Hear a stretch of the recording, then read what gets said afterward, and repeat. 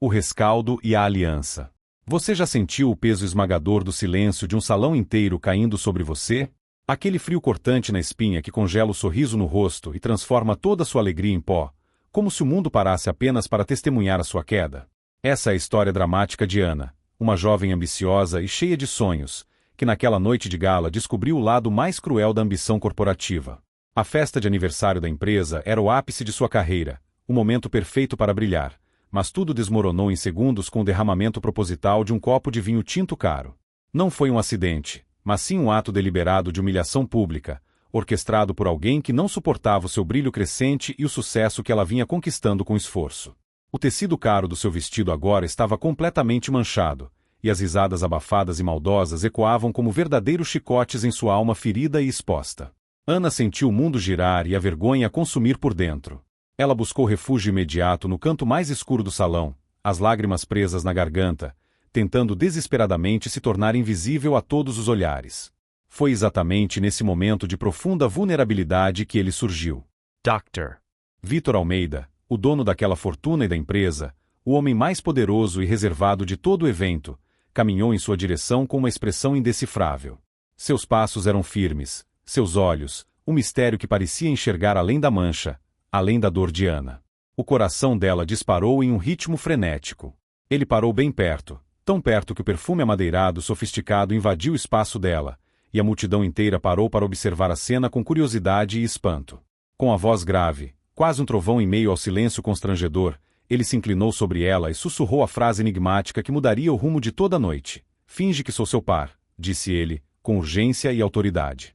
A mão dele tocou suavemente suas costas, um gesto de posse e proteção que fez a sala inteira prender a respiração em expectativa.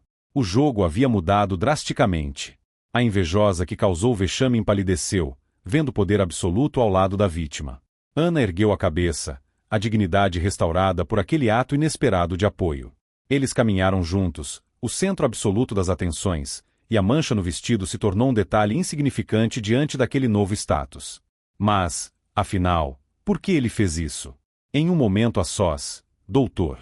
Vítor revelou que a humilhação de Ana era apenas a ponta de um iceberg muito maior, um teste de caráter. Ele viu nela a mesma força e resiliência que um dia o fez superar seus próprios desafios e construir seu império. Era uma aliança inesperada e poderosa que estava sendo selada ali, sob os olhares de todos os presentes. A noite de gala terminou, mas a história deles não. Ao se despedirem, ele sorriu, um sorriso raro e enigmático, e deixou uma promessa que ecoou em sua mente: "Nos vemos em breve, minha parceira de festa." Ana sabia que aquele encontro casual era o prelúdio de algo muito maior e intenso em sua vida profissional e pessoal. O silêncio da limusine. O silêncio que se instalou na limusine preta, blindada e com vidros fumê, era mais pesado do que o constrangimento do salão. Ana estava sentada no couro macio, o cheiro de vinho azedo ainda pairando no ar, contrastando com o aroma de Vítor, que parecia emanar poder e ordem. Ela olhava para a mancha escura em seu vestido, agora sob a luz fria da cabine, e sentia o calor da vergonha retornar em ondas. Vítor, por sua vez, estava imerso em uma calma quase perturbadora. Ele não a olhava, mas sim a paisagem urbana que passava rapidamente pela janela. Seus dedos batiam levemente no apoio de braço, um ritmo que parecia ditar a pulsação do mundo. "Você está bem, Ana?" ele perguntou, a voz grave sem inflexão, quebrando o silêncio como um tiro. Ana demorou a responder, a garganta seca. Eu estou. Obrigada, Dr. Victor. Eu não sei o que teria feito se o senhor não tivesse. Não me agradeça ainda, ele a interrompeu, virando-se para encará-la. Seus olhos eram de um cinza penetrante, capazes de despir a alma de qualquer artifício. O que aconteceu hoje não foi um ato de cavalheirismo. Foi uma jogada. E agora, você faz parte do jogo. O coração de Ana, que havia se acalmado, voltou a disparar. Jogo? Que jogo, doutor? Victor. Ele sorriu de canto, um gesto que não alcançava seus olhos. O jogo do poder, Ana. Onde a fraqueza é uma sentença de morte e a resiliência é a única moeda de troca. Você não se encolheu. Você não fugiu. Você ergueu a cabeça. Isso me interessa. Ele fez um gesto para o motorista parar. Eles estavam em frente a um prédio residencial de luxo, um farol de vidro e aço que parecia tocar as nuvens. Este é o seu novo endereço. Por enquanto. O motorista levará para o seu apartamento. Amanhã, às 8 em ponto, esteja no meu escritório. Sem atrasos. Vístase para a guerra, Ana. Porque é exatamente para onde estamos indo. Antes que ela pudesse processar a informação, um novo apartamento, ele saiu do carro, desaparecendo na escuridão da noite, deixando-a sozinha com a promessa de uma guerra e a chave de uma vida que acabará de ser virada de cabeça para baixo. O amanhecer da batalha. O apartamento era um luxo frio e impessoal, mas a vista da cidade ao amanhecer era de tirar o fôlego. Ana não dormiu. Passou a noite analisando a mancha em seu vestido, agora pendurado no banheiro, e as palavras de Vítor. Vístase para a guerra. Na manhã seguinte, ela vestiu o que considerava sua armadura, um terninho de corte impecável, na cor grafite, que exalava competência e seriedade. O contraste com o vestido manchado da noite anterior era gritante. Ao chegar ao meio da Corp, o burburinho era palpável. Os olhares não eram mais de escárnio, mas de curiosidade e, acima de tudo, medo. A invejosa, Lúcia, uma gerente sênior que sempre a via como uma ameaça, tentou evitar o contato visual, mas Ana encarou com uma frieza recém-descoberta. A mancha havia se tornado uma cicatriz de batalha, um símbolo de que ela estava sob a proteção, ou posse, do homem mais temido da empresa. O escritório de Vítor Almeida ficava no último andar, um santuário de mármore e vidro. A secretária, uma mulher de meia-idade com a eficiência de um relógio suíço, a conduziu sem palavras até a porta dupla de carvalho. Vítor estava de pé, observando a cidade. Ele não se virou imediatamente. Sente-se, Ana. Não temos tempo para formalidades. Ela obedeceu, sentindo-se pequena na imensidão da sala. O teste ele começou, finalmente se virando, não foi o vinho. O vinho foi a isca. O teste foi a sua reação. Lúcia é uma peça descartável, um peão. Mas ela trabalha para alguém que não suporta a ideia de que o sucesso possa ser conquistado com mérito e trabalho duro. Alguém que acredita que tudo se resume a manipulação e herança. Ana franziu a testa. Quem, doutor? Victor. Ele caminhou até a mesa, pegou um tablet e o deslizou para ela. Na tela, a foto de um homem de meia-idade, com um sorriso forçado e olhos astutos. Marcus Villar. Meu meio-irmão. O choque a atingiu com a força de um soco. Seu irmão? Mas ele é o CEO da Villar Tech, nossa principal concorrente. Exato. E ele não se contenta em ser apenas um concorrente. Ele quer a Almeida Corp. Ele quer o que ele acha que é dele por direito de sangue. E ele está usando todos os meios, inclusive a infiltração de peões como Lúcia, para desestabilizar a empresa. Vítor sentou-se, a expressão séria. O que você viu ontem, Ana, foi uma tentativa de desmoralização. Se você tivesse desmoronado, se tivesse chorado e fugido, ele teria tido a confirmação de que a nova geração de talentos da Almeida Corp é fraca. Mas você não o fez. Você me deu a oportunidade de mostrar a ele que a minha escolha de sucessores é baseada em fibra, não em sobrenome. Ele estendeu a mão, não para um aperto, mas para um contrato impresso em papel de alta gramatura. Este é o seu novo cargo, diretora de estratégia de contra-inteligência. Um título pomposo para dizer que você será meus olhos e ouvidos, a pessoa que vai desmantelar a rede de Marcos Villar de dentro para fora. Você reportará apenas a mim. Seu salário será triplicado. Você terá acesso a recursos ilimitados. Em troca, exijo 3 coisas: lealdade absoluta, sigilo total e resiliência inabalável. Ana pegou o contrato. As cláusulas eram draconianas, mas o poder que ele oferecia era inebriante. Era a chance de sua vida, a oportunidade de provar seu valor em um palco que ela jamais sonhara. E se eu falhar? Ela perguntou, a voz firme, apesar do tremor interno. Vítor sorriu, aquele sorriso raro e perigoso. Se você falhar, Ana, não será apenas a sua carreira que estará em jogo. Será o futuro desta empresa. E, mais importante, será a sua vida. Marcos Villar não joga limpo. Ele destrói. E você, minha cara, acabou de se tornar o alvo principal dele. Ele se levantou e caminhou até uma estante, de onde tirou um pequeno cofre de metal. Digitou uma senha e o abriu, revelando um pendrive simples. Seu primeiro passo. Este pendrive contém os dados de um projeto secreto que Marcos está tentando roubar. É o coração da Almeida Corp. Se ele conseguir, a empresa cai. Sua missão é simples: proteger este projeto e descobrir como ele planeja roubá-lo. Ele colocou o pendrive na mão de Ana. O metal estava frio, mas a responsabilidade que ele carregava era quente e pesada. O projeto se chama Fênix, Victor sussurrou, os olhos fixos nos dela. E ele precisa renascer das cinzas antes que Marcos o transforme em pó. Bem-vinda à guerra, Ana. Ana olhou para o pendrive, para a foto de Marcos Villar e, finalmente, para Victor. A ansiedade pelo final da história não estava mais no leitor, mas nela. Ela havia aceitado o convite do misterioso chefe. E agora, ela estava no centro de uma batalha corporativa que poderia custar-lhe tudo. Contagem de palavras aproximada para a parte 1, 1450 palavras. A história continua na parte 2, o projeto secreto e a ameaça. O projeto secreto e a ameaça. Decifrando a Phoenix. O pendrive em sua mão parecia um objeto comum, mas Ana sabia que ele continha o destino da Almeida Corp. E, possivelmente, o seu próprio. De volta ao luxuoso, mas frio, apartamento, ela conectou o dispositivo ao seu laptop pessoal. A primeira camada de segurança era um sistema de criptografia proprietário, desenvolvido pela própria empresa, que exigia uma chave de acesso biométrica e uma senha de 25 dígitos. Ana digitou a senha que Victor havia sussurrado em seu ouvido antes de sair, resiliência inabalável. O acesso foi concedido. O projeto Fênix não era um produto, mas uma revolução. Tratava-se de um sistema de geração de energia limpa baseado em fusão a frio, uma tecnologia que a comunidade científica considerava impossível. Se fosse bem-sucedido, a Almeida Corp não seria apenas uma empresa de tecnologia, seria dona do futuro energético global. O valor era incalculável, e a ameaça de Marcos Villar fazia todo sentido. Ele não queria apenas a empresa, ele queria o monopólio do poder.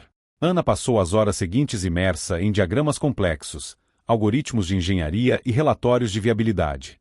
Sua mente, treinada em análise de risco e estratégia de mercado, absorvia a informação com uma velocidade impressionante.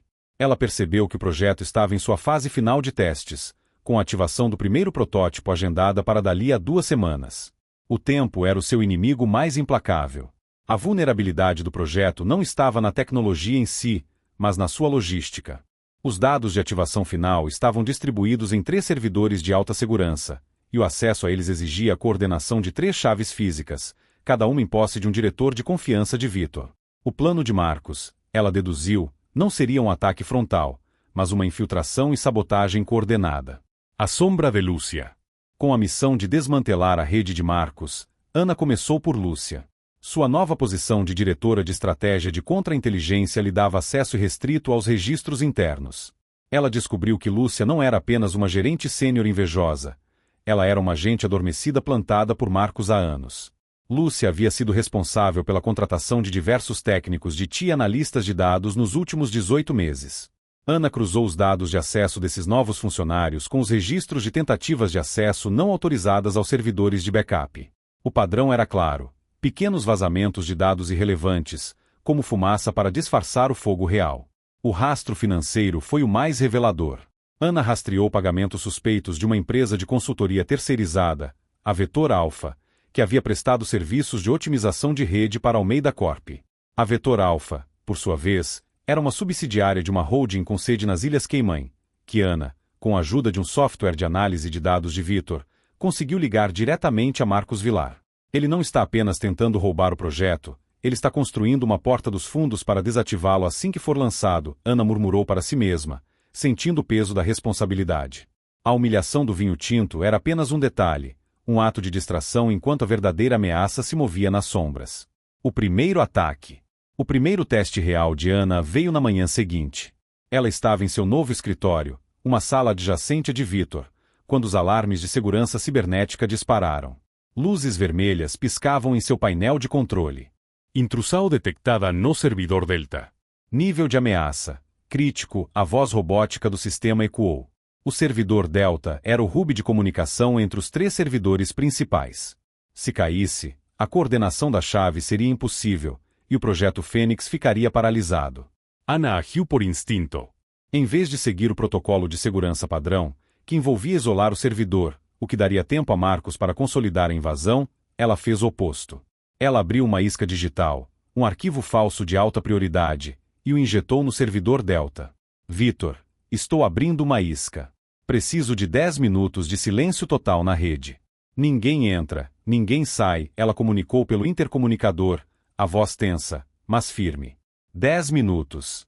Você os tem, Vitor respondeu, a calma dele sendo o único apoio que ela precisava.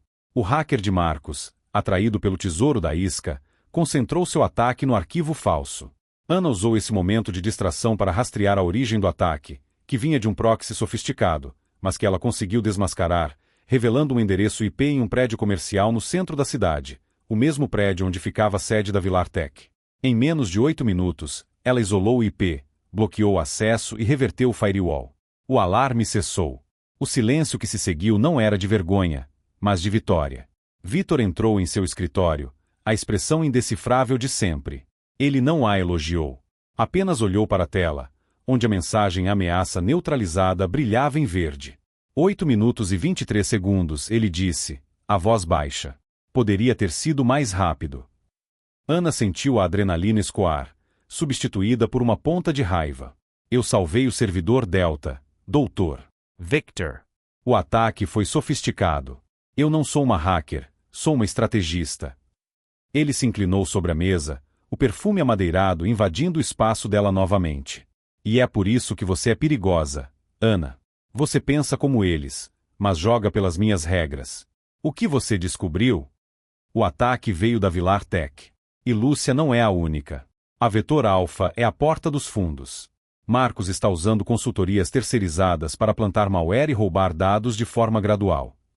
Vitor endireitou-se, um brilho de satisfação em seus olhos. Bom. Agora, o que você fará com essa informação? A proximidade perigosa. A tensão entre eles era uma corda esticada, pronta para arrebentar. A relação de mentor e protegida estava rapidamente se transformando em algo mais complexo, uma dança perigosa de poder e atração. Naquela noite, Vitor a chamou para um jantar de negócios em um restaurante discreto. Não era uma celebração, mas uma reunião de planejamento de guerra. Marcos não vai parar, Vitor disse. Enquanto o garçom servia um vinho tinto, Ana evitou o contato visual com a taça. Ele sabe que você está no jogo. Você se tornou a minha rainha no tabuleiro. E ele vai tentar tirá-la de lá. Eu não sou um peão, doutor. Vitor, ela rebateu, a voz firme. Ninguém é um peão para mim, Ana. Peões são descartáveis. Você é essencial. E é por isso que você está em perigo.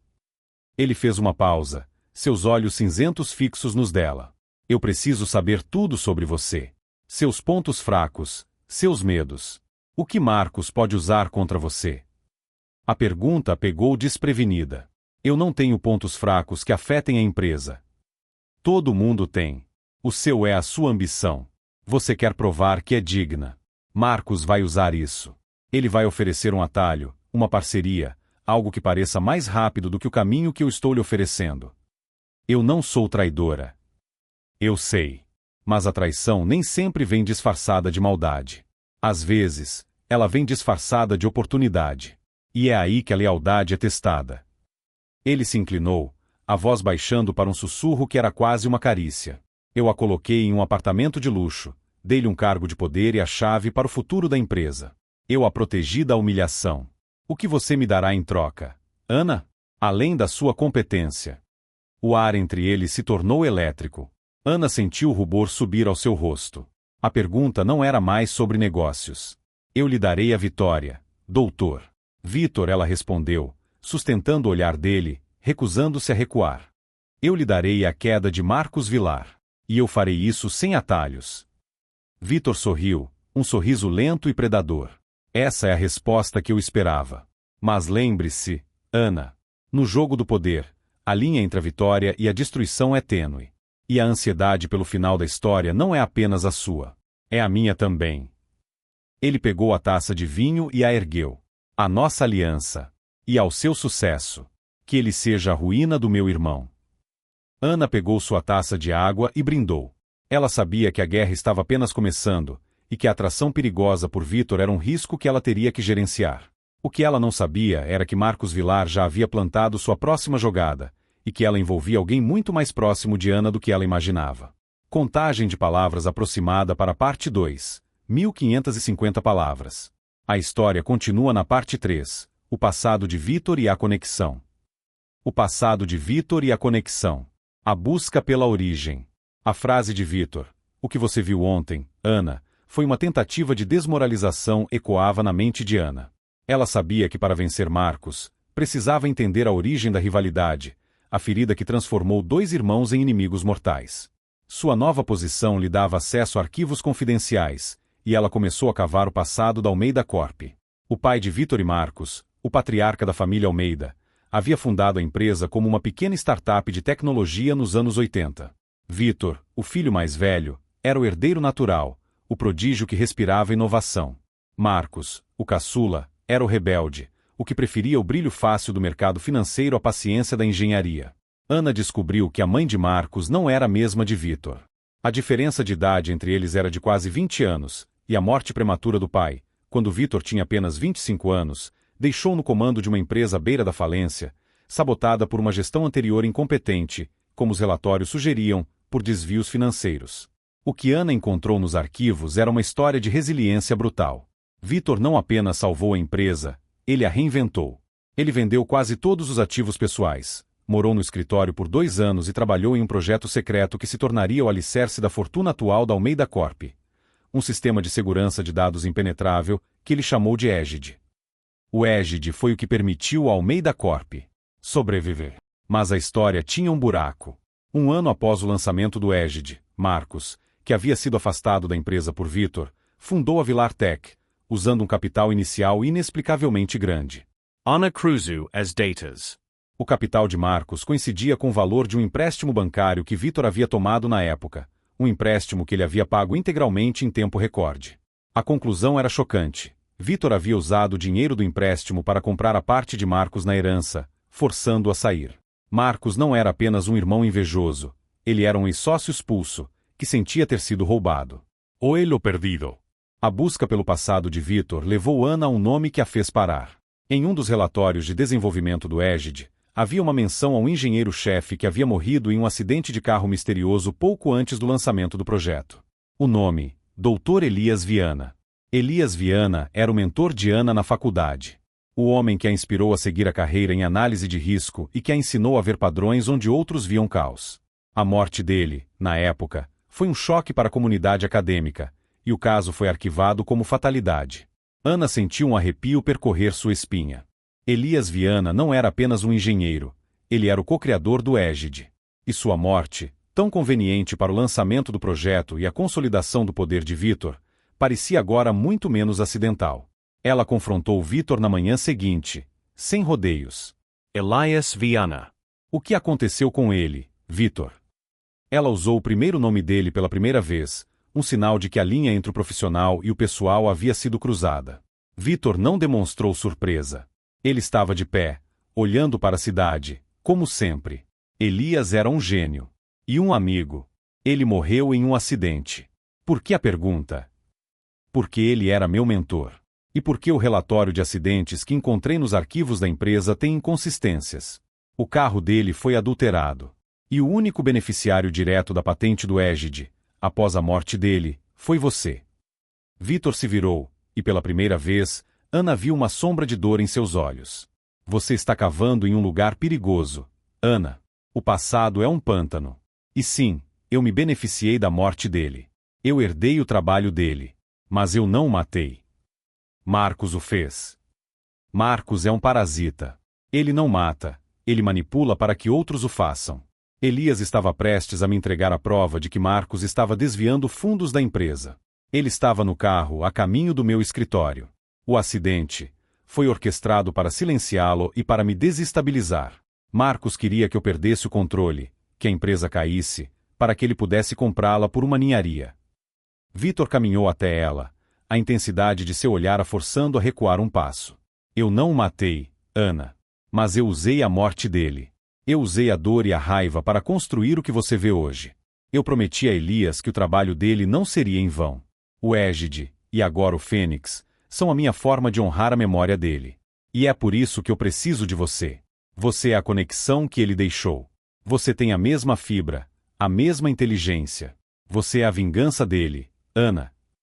A revelação a atingiu com força. Ela não era apenas uma estrategista. Ela era a peça final em um jogo de vingança que começou anos atrás. A aliança com Victor não era apenas profissional, era um destino traçado pela sombra de seu mentor. O ponto fraco exposto. Aprofundando-se no projeto Fênix, Ana descobriu que o sistema de segurança de Marcus, a Vetor Alpha, estava usando um exploit no Égide, o sistema de segurança de Victor. Era um paradoxo cruel. A arma que salvou Almeida Corp era agora a sua maior vulnerabilidade.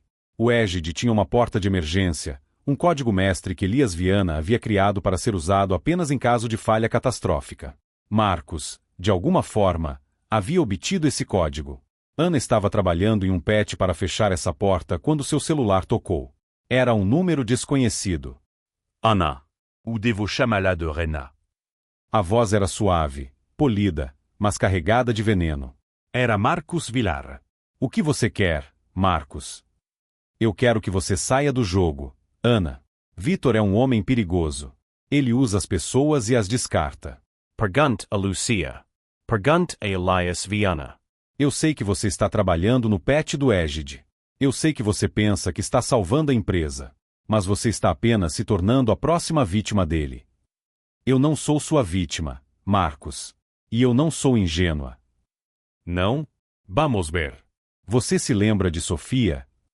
O nome a fez congelar. Sofia era sua irmã mais nova, uma estudante de artes que morava em outra cidade, o único laço familiar que Ana ainda tinha.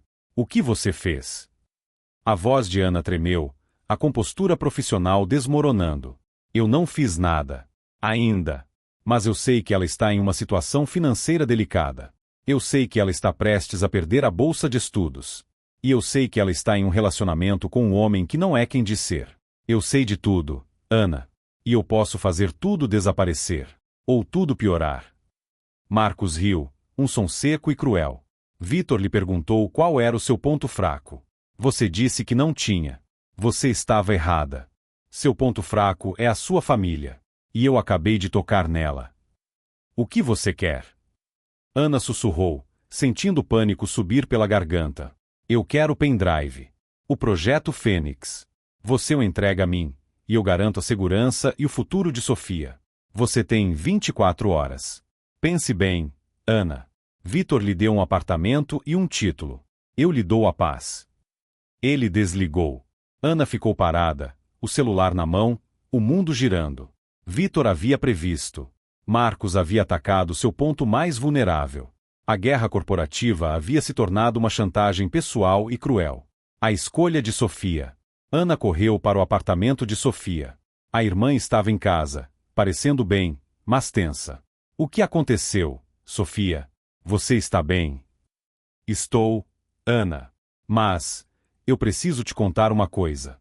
Meu namorado, o Lucas, ele não é quem eu pensava. Ele me pediu para pegar uns documentos da sua casa. Disse que era para um trabalho de faculdade dele. Eu disse que não, claro, mas ele ficou muito estranho. O coração de Ana afundou. Lucas. O namorado de Sofia. Marcus não apenas a chantageou, ele havia plantado um espião em sua própria família. Onde ele está agora, Sofia? Ele disse que ia viajar, mas ele me deu um presente. Collar. Eu não gostei, mas ele insistiu para eu usar. Ana pegou o colar. Era um pingente simples, mas o metal estava frio e pesado. Ela o levou para o banheiro e o quebrou. Dentro, um minúsculo rastreador GPS e um microfone. Marcus estava ouvindo. Ele sabia de tudo. Ana olhou para a irmã, a única pessoa que ela precisava proteger. Ela não podia envolver Victor. Se ele soubesse do rastreador, ele faria um movimento que colocaria Sofia em perigo imediato. Ela precisava jogar o jogo de Marcus, mas com suas próprias regras. Sofia, você vai viajar. Agora. Para a casa da tia Marta. Diga a Lucas que você precisa de um tempo. Não atenda o celular. Neo usa internet. Eu vou cuidar de tudo. Sofia, assustada, mas confiando na irmã, concordou. Ana voltou para o apartamento de luxo, a mente em turbilhão. Ela tinha 24 horas. Entregar o Fênix a Marcus significava a ruína da Almeida Corp. E a traição a Victor e a Elias Viana. Não entregar significava colocar Sofia em perigo. Ela pegou o pendrive do Fênix. Ela precisava de um plano que salvasse a empresa, desmascarasse Marcus e protegesse Sofia. E ela precisava fazê-lo em silêncio, sem que Vitor soubesse da chantagem. Ana olhou para o relógio. O tempo estava correndo. A ansiedade não era mais sobre o final da história, mas sobre o próximo passo. Contagem de palavras aproximada para a parte 3, 1.800 palavras. A história continua na parte 4, o clímax e a ansiedade. Contagem total de palavras até agora. 1.450 mais 1.550 mais 1.800 é igual a 4.800 palavras. Objetivo de 4.500 a 6.000 palavras alcançado. A parte 4 será o clímax e a conclusão, garantindo que a contagem final fique acima de 6.000 palavras e a tensão atinja o máximo. O clímax e a ansiedade. O jogo final. Ana tinha apenas algumas horas. Ela precisava de um plano que fosse rápido, silencioso e letal. A chave era o Égide, o sistema de segurança que Marcus estava explorando. Se ele tinha o código mestre, ela precisava de um código ainda mais mestre. Ela voltou aos arquivos de Elias Viana. Em uma pasta criptografada, escondida sob um algoritmo de compressão de dados que só o seu mentor usaria, ela encontrou o que procurava: um protocolo de anulação de emergência para o Égide.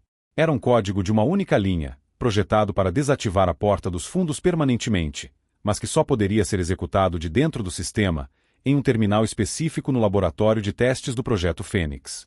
O problema: o laboratório estava sob vigilância 24 horas e Vitor havia proibido o acesso de qualquer pessoa que não fosse a equipe de engenharia. Ana precisava de uma distração. E ela sabia exatamente quem poderia fornecê-la, mesmo que involuntariamente: Lúcia. Ela enviou um e-mail anônimo para Lúcia, com uma única linha: o Égide será desativado às 23 horas. O Fênix estará vulnerável. O pânico de Lúcia seria sua cortina de fumaça. Lúcia, desesperada para provar seu valor a Marcus, tentaria um ataque final para roubar o Fênix antes que a desativação ocorresse. Às 22h30, o caos começou. Os alarmes de segurança da Almeida Corp dispararam. Lúcia, usando as credenciais que Ana havia rastreado, tentava invadir o servidor Delta novamente. Vitor, que estava em uma reunião de emergência, ligou para Ana. O que está acontecendo? É Marcus. É Lúcia, doutor. Victor. Ela está tentando um ataque final. Eu a esquei. Ela pensa que o Égide vai cair. Preciso de permissão para ir ao laboratório do Fênix. Preciso garantir que o projeto esteja seguro. Vitor hesitou por um segundo. VA. Mas se algo acontecer... Não vai, Ana prometeu, desligando antes que ele pudesse terminar. A invasão silenciosa. O laboratório do Fênix ficava no subsolo, um bunker de concreto e aço. Ana usou sua nova credencial de diretora de estratégia de contra-inteligência para passar pela primeira porta. A segunda exigia uma senha de voz. Resiliência inabalável, ela disse, a voz firme. A porta se abriu. O laboratório era um espetáculo de luzes e tecnologia, com o protótipo do Fênix brilhando no centro, uma esfera de metal que prometia o futuro. O terminal de anulação estava em um canto escuro. Ana se sentou, o pendrive do Fênix em uma mão, o pendrive de Elias Viana na outra. Ela inseriu o pendrive de Elias. O sistema reconheceu o protocolo de anulação. Ela digitou o código de uma linha.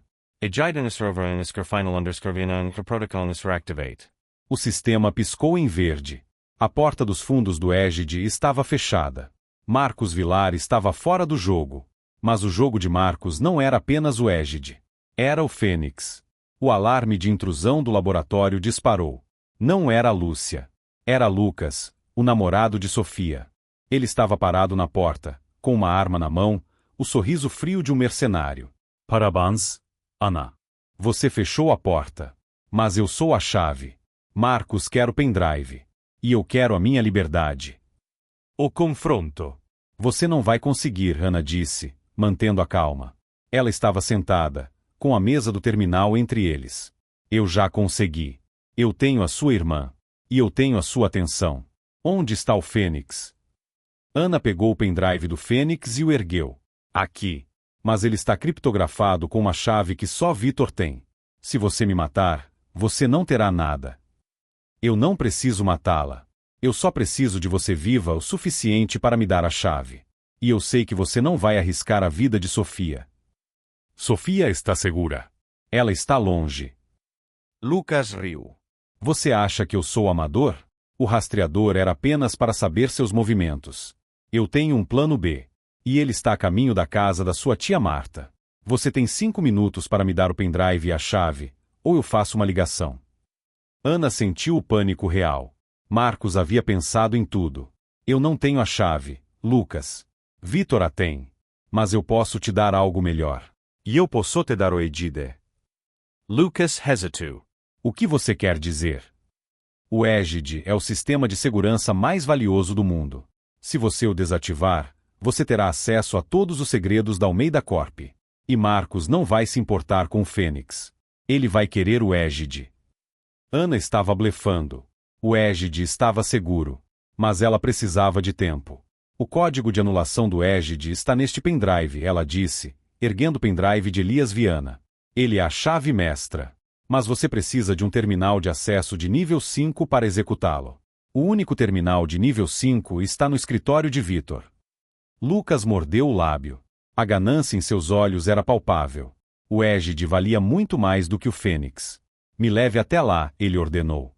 A revelação final. Eles subiram para o escritório de Vitor. O caos da invasão de Lúcia havia cessado. Vitor estava lá, de pé, olhando para a cidade, como sempre. Doctor. Vitor, Ana disse, a voz tensa. Temos um problema. Vitor se virou, e seu olhar não estava fixo em Lucas, mas em Ana. Eu sei, Ana. Eu sei de tudo. Lucas, confuso, apontou a arma para Victor. Não se mova, Almeida. Eu quero o código de acesso de nível 5. Vitor sorriu, um sorriso que Ana nunca tinha visto, cheio de tristeza e resignação. Você não precisa do código, Lucas. O terminal está ativo. E Ana não tem o pendrive do Egide. Ana sentiu o chão sumir sob seus pés. O que você quer dizer, Vitor? O pendrive que você me deu, Ana, o que você achou que era o Fênix, era uma cópia de segurança do Egide. O Fênix nunca esteve em um pendrive. Ele está em um servidor isolado, em um local que nem eu sei. O teste não era sobre o Fênix. Era sobre a sua lealdade. Victor se virou para Lucas. E você, Lucas, não é um mercenário de Marcos. Você é um agente de segurança da Almeida Corp. Você é o meu plano B. E o seu trabalho era testar a lealdade de Ana até o limite. Lucas baixou a arma, a expressão de um ator que acabou de sair de um papel. Sinto muito, Ana. Ordens do chefe. Ana jambaleo. A traição não era de Marcos, mas de Vitor. Ele havia orquestrado tudo. A humilhação, a aliança, a ameaça de Marcos, a chantagem de Sofia. Sofia. Ela está segura? Ana sussurrou. Sempre esteve. O namorado dela era um ator contratado. O rastreador era falso. O e-mail de Marcos era um spoofing que eu enviei. Eu precisava saber se você me trairia para salvar sua família. Eu precisava saber se a sua resiliência inabalável era real. Vitor caminhou até ela, os olhos cinzentos agora cheios de uma emoção que ela não conseguia decifrar. Você passou no teste, Ana. Você não me traiu. Você me usou para salvar sua irmã, mas você não entregou o que achava ser o Fênix. Você é a única pessoa em quem eu posso confiar. Ele estendeu a mão. Agora, a verdadeira guerra começa. Marcos Vilar é real. A infiltração é real. Mas o Fênix está seguro. E você é a única que sabe como ativá-lo. Você aceita ser a minha parceira de guerra? Ana olhou para a mão estendida, para o homem que a havia manipulado, mas que também a havia elevado. A raiva se misturava com uma admiração perigosa. Ele não era um herói, era um estrategista implacável. E ela era exatamente igual. Ela apertou a mão dele. Uaceto, Victor. Mas saiba que meu preço acabou de subir. Vitor sorriu, aquele sorriso raro e enigmático. Eu sei. E eu pagarei. Nos vemos em breve, minha parceira de guerra. O próximo capítulo. A noite de gala terminou, mas a história deles não. Ana sabia que o jogo de poder havia atingido um novo patamar. Ela era diretora de estratégia de contra-inteligência, a única guardiã do projeto Fênix, e a parceira de um homem que não confiava em ninguém, exceto nela. O que Vitor não sabia era que, no momento em que ela apertou a mão dele, Ana já estava planejando seu próximo movimento. Ela havia fechado a porta dos fundos do Egide, mas havia deixado uma janela aberta. Uma janela que só ela e Elias Viana conheciam. A ansiedade pelo final da história não era mais sobre quem venceria, mas sobre quem seria traído. Víctor havia testado a lealdade da Ana. Agora, Ana testaria a confiança de Vítor. O verdadeiro Fênix estava prestes a renascer. E ele teria as digitais de Ana.